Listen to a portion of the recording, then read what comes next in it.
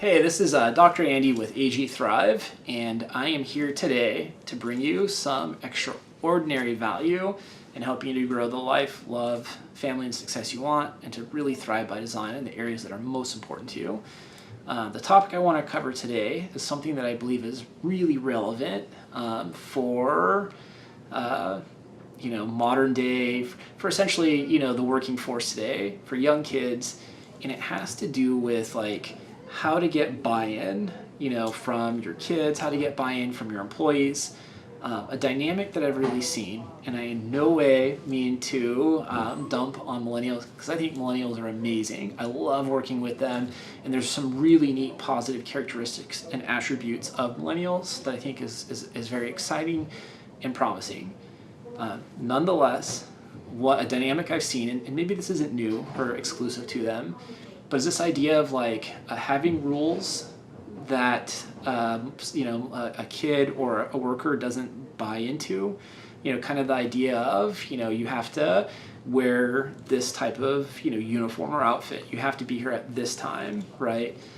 And the reason for that is because we've always said so, right? That's just the way we've done things or the way we do things. But there's no real rationale. It's just kind of like, I'm an authority and you've got to do this, right? And one of the things I've seen is when that's not, bought into by the coworker or the, kid, is you're likely to get some type of rebellious reaction to that, right?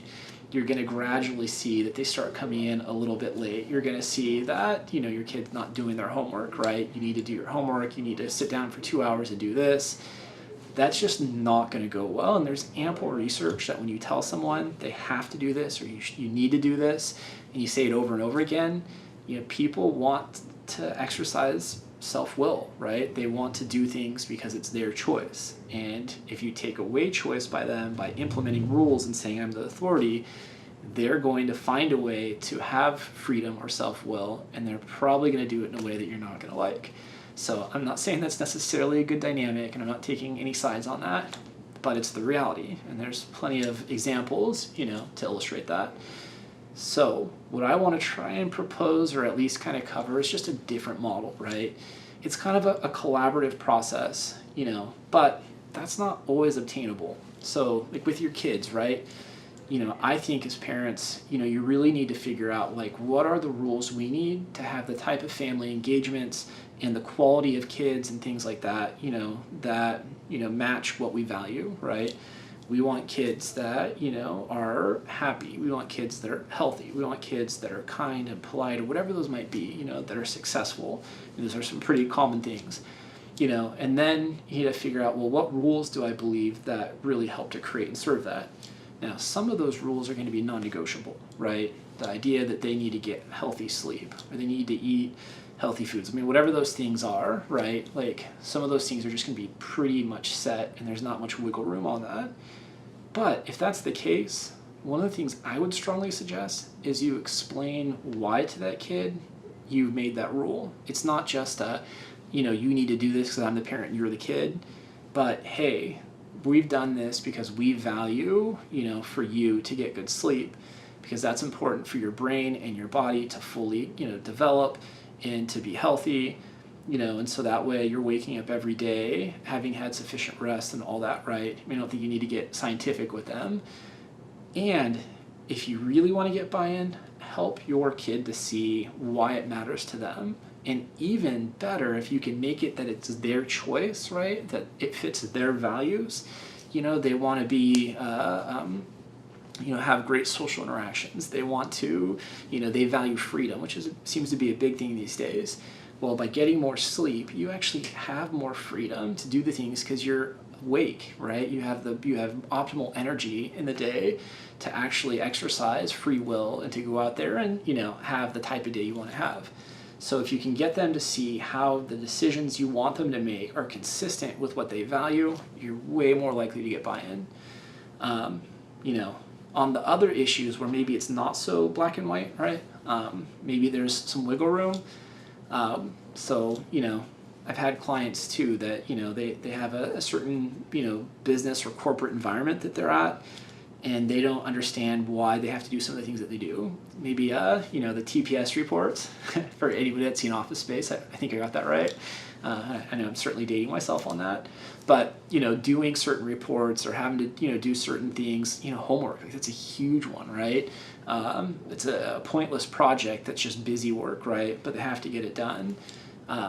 Kids and employees in the younger generation don't respond well to that, right? Again, that kind of, that we're doing this because this is the way it's always been done, or because we're the boss and you're the employee.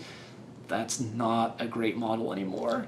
And so I think if there is like, hey, we understand that actually what's more important is that you're learning how to learn, right? Or is that you're, you know, as an employee, you know, what we really value is that you're turning in, you know, kind of your work on time and, you know, creating a great team dynamic or something like that.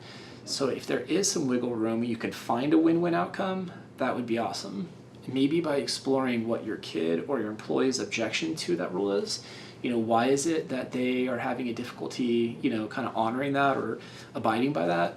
And is there a way to address that need in a way where you guys do find that win-win outcome? So I think that, you know, certainly could lead to a much better outcome. But you definitely want to, as much as you can, try and get buy-in from your employees, from your kids, from, you know, anybody where you're in a situation where you're trying to create a structure and rules, because kids and employees, whether they, you know, will admit it or not, you all need structure, right? Structure is a super, super healthy thing. And when that structure is put in place in a really healthy, well thought out way, and it's created, you know, to set people up for success, you know, that's awesome. That's what everybody should be aiming for, right?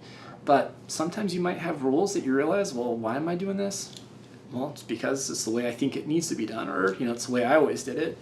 That may not always be the best way to do things. So, you know, really looking through your structure and saying, you know, which of these things do I strongly believe in, and am I, you know, are kind of set and fixed, and what things might be a little more open to, you know, kind of compromise. So I hope that's really helpful. I feel like in my practice and in the phone calls I get, and certainly with my own kids, this is like a very relevant, you know, kind of topic. You know, moving towards a collaborative model. I'll say with parents, it becomes really difficult because when a kid's not doing what you want them to do, it can just bring up a lot of issues of self-worth, and you start to feel potentially like a bad parent, or, you know, the idea that it becomes like a battle of wills. Same thing with employees to some extent too. So having a model to get yourself out of that and trying to say, hey, this idea of doing the butting the heads, you're going to do your homework. No, I'm not. Yes, you are. I'm going to ground you. I'm still not going to do it. It's not fun, and it's not effective for the most part, right? So, you know, finding a different model for that and finding a way to create a win-win outcome is, I think, a much better direction to go. Now, how you actually achieve that for your specific workplace or your specific family, that might require a more customized discussion, and I'm happy to have that with you. If you want to give me a call or send me an email, and please visit our website, check out our YouTube videos, sign up for our newsletter. We'd love to engage you, to have discussions, and we'd love to figure out what we can do to be just an extraordinary resource for you and helping you to just really thrive and grow the life you want and deserve. So Dr. Andy with AG Thrive, thanks a lot.